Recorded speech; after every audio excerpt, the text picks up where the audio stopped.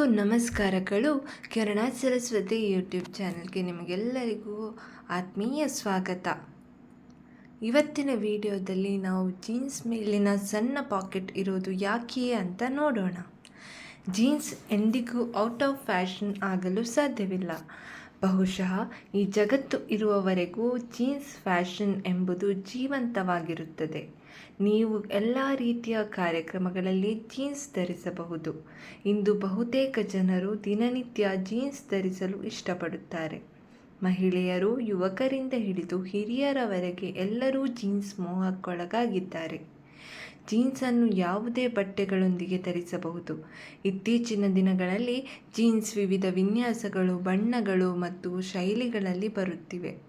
ಈ ಎಲ್ಲ ಕಾರಣಗಳಿಂದ ಇಂದು ಹೆಚ್ಚಿನ ಪ್ರಮಾಣದಲ್ಲಿ ಜೀನ್ಸ್ ಧರಿಸಲಾಗುತ್ತದೆ. ನಿಮಗೆ ಗೊತ್ತೇ, ಜೀನ್ಸ್ ಬಂದ ಪ್ರಾರಂಭ ಕಾಲದಲ್ಲಿ ಅದರ ಬಗ್ಗೆ ಹೆಚ್ಚಿನವರಿಗೆ ಒಳ್ಳೆಯ ಅಭಿಪ್ರಾಯವಿರಲಿಲ್ಲ. ಸಮಯ ಕಳೆದಂತೆ ಮಹಿಳೆಯರು ಜೀನ್ಸ್ ಧರಿಸಲು ಆರಂಭಿಸಿದರು. ಈಗ ಜೀನ್ಸ್ ಇಲ್ಲದೆ ಜೀವನವೇ ಇಲ್ಲವೆಂಬ ಪರಿಸ್ಥಿತಿ ಇದೆ. ನೀವು ಜೀನ್ಸ್ ಧರಿಸುತ್ತಿದ್ದರೆ ಅದರ ಬಲಭಾಗದಲ್ಲಿ ಚಿಕ್ಕ ಕಿಸೆ ಏಕಿರಬಹುದೆಂದು ಎಂದಾದರೂ ಯೋಚಿಸಿದ್ದೀರಾ? ಜೀನ್ಸ್ ಪ್ಯಾಂಟ್ನಲ್ಲಿ ಈ ಚಿಕ್ಕ ಪಾಕೆಟ್ ಹೇಗೆ ಬಂತು ಅಂತ ಬಹುತೇಕರಿಗೆ ತಿಳಿದಿರುವುದಿಲ್ಲ. ಜನರು ಇದನ್ನು ವಿವಿಧ ಉದ್ದೇಶಗಳಿಗಾಗಿ ಬಳಸುತ್ತಾರೆ. ಅಲ್ಲದೆ ಜೀನ್ಸ್ ಪಾಕೆಟ್ನ ಮೂಲೆಗಳಲ್ಲಿ ಸಣ್ಣ ಬಟನ್ಗಳು ಕೂಡ ಇವೆ. ನಾವು ಇದು ಫ್ಯಾಷನ್ ಬಟನ್ ಎಂದು ಅಂದುಕೊಂಡಿರುತ್ತೇವೆ, ಆದರೆ ಈ ಬಟನ್ಗಳು ಫ್ಯಾಷನ್ಗಾಗಿ ಇಟ್ಟಿಲ್ಲ. ಇದರ ಮಾಹಿತಿಗಳನ್ನು ಈ ವಿಡಿಯೋದಲ್ಲಿ ನೋಡೋಣ. ವಾಸ್ತವವಾಗಿ ಜೀನ್ಸನ್ನು ಗಣಿಯಲ್ಲಿ ಕೆಲಸ ಮಾಡುವ ಕಾರ್ಮಿಕರಿಗಾಗಿ ಕಂಡುಹಿಡಿಯಲಾಯಿತು.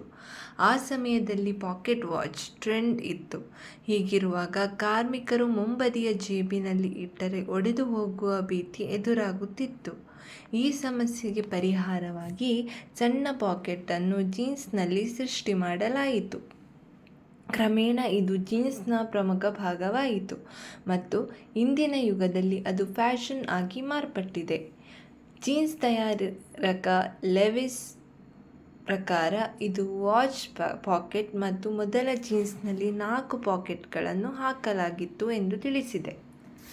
ಮತ್ತು ಸಣ್ಣ ಪಾಕೆಟ್ ಗುಂಡಿಗಳು ಇವೆಯಲ್ಲವೇ? ಪಾಕೆಟ್ನ ಬದಿಯಲ್ಲಿರುವ ಸಣ್ಣ ಗುಂಡಿಗಳ ರಹಸ್ಯವು ಜೀನ್ಸ್ನ ಇತಿಹಾಸದೊಂದಿಗೆ ಸಂಬಂಧಿಸಿದೆ. ವಾಸ್ತವವಾಗಿ ಜೀನ್ಸ್ನ ಬಟ್ಟೆಯು ಒರಟು ಮತ್ತು ಕಠಿಣವಾಗಿರುವುದರಿಂದ ಸುಲಭವಾಗಿ ಹರಿದು ಹೋಗುವುದಿಲ್ಲ. ಆದರೆ ಕಾರ್ಮಿಕರು ಅದರ ಜೇಬಿನ ಬಗ್ಗೆ ತಕರಾರು ಹೊಂದಿದ್ದರು. ಪ್ಯಾಂಟಿನ ಜೇಬುಗಳು ಬೇಗ ಹರಿದ ಪರಿಣಾಮ ಏನಾದರೂ ಮಾಡುವಂತೆ ಕೇಳಿಕೊಂಡಿದ್ದರು. ಟೇಲರ್ ಜಾಕೋಬ್ ಡೇವಿಸ್ ಜೀನ್ಸ್ನ ಪಾಕೆಟ್ಗಳ ಬದಿಯಲ್ಲಿ ಸಣ್ಣ ಲೋಹದ ಗುಂಡಿಗಳನ್ನು ಅಳವಡಿಸಿದನು. ಈ ಗುಂಡಿಗಳನ್ನು ರಿವೆಟ್ ಎಂದು ಕರೆಯಲಾಗುತ್ತದೆ. ಇದರೊಂದಿಗೆ ಇನ್ನೊಂದು ಕುತೂಹಲಕಾರಿ ಕಥೆ ಇದೆ. ವಾಸ್ತವವಾಗಿ ಜೀನ್ಸ್ಗೆ ಈ ಗುಂಡಿಗಳನ್ನು ಹಾಕಲು ಜಾಕೋಬ್ ಬಳಿ ಹಣವಿರಲಿಲ್ಲ. ಅವರು ಲೆವಿಸ್ ಅವರಿಗೆ ಪತ್ರ ಬರೆಯುವ ಮೂಲಕ ಈ ಆವಿಷ್ಕಾರದ ಬಗ್ಗೆ ತಿಳಿಸಿದರು.